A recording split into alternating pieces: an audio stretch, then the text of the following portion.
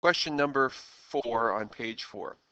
Again, it's taken from chapter 8, and it's similar to the question before it. The only difference was I actually reversed the variable's location. Instead of being in the numerator, it's now in the denominator. So that's the only variation. Okay, so we have the reversed the variable in the denominator. So I'm going to follow the same things as I did before. I'm just going to use opposite operation to isolate the variable. So the first thing I'm going to do is I'm going to get rid of the constant by, instead of adding 3/5, I'm going to subtract, create a 0 pair, and I'm going to subtract 3/5 from this side. So I have 5 over x is equivalent to, what is 1 take away 3/5? Well, if I have 1 of something and I take away 3/5, hopefully mentally you can figure out that's 2/5 left.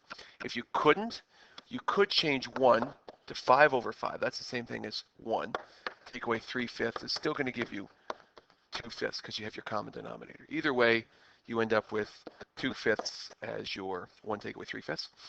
And now what I'm going to do is, there's a whole bunch of different things you can do, but I'm going to multiply both sides by x. I'm going to keep it simple. Multiply this side by x. 0 pair. I'm left with 5 equals 2x divided by 5.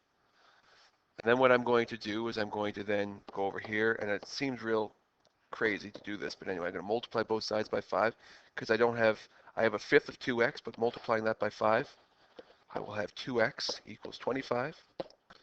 And then I will simply get rid of my coefficient by dividing by 2, and I have x is equivalent to 25 over 2. You can say 12 and a half, or you can say 12 and 1/2 as a fraction.